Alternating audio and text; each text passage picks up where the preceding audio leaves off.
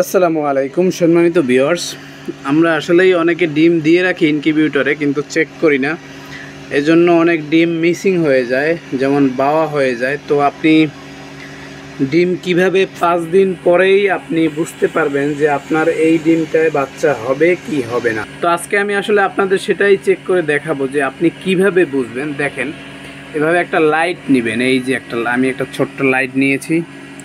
এই লাইটের উপরের গ্লাসটা আপনার, এই যে উপরে একটা গ্লাস থাকে, এই গ্লাসটা খুলে নেবেন।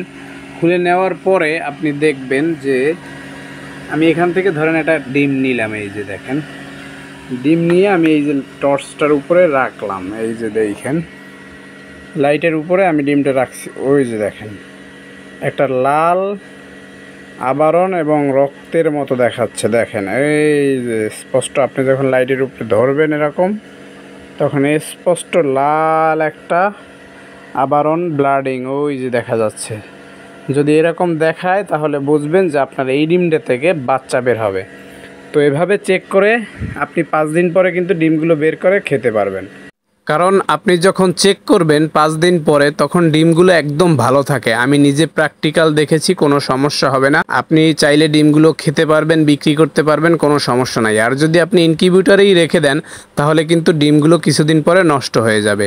তাই সবাই চেক করে ডিমগুলো দেখে নেবেন। তো ধন্যবাদ সবাইকে, আসসালামু আলাইকুম।